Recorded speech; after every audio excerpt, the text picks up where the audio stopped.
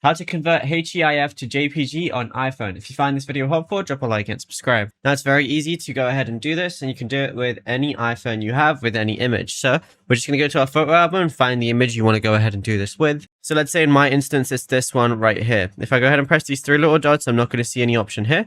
What I'm going to do is press the share button. And then what I'm going to do is I'm going to go ahead and scroll down and press a save to files. Once I save it to files, I can save it anywhere I want. So I'm going to save to on my iPhone.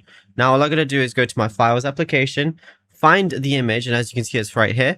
Now what I can do is press like the file name, and then I'm going to see a few different options. So right now it's a JPEG image.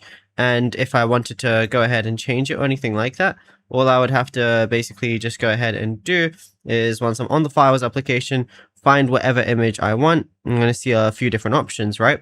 So if I go ahead and click on the name, as you can see right now it's a PNG, I'm going to press export. Then I can change it to a JPEG or a JPG. And yeah, it's as simple as that.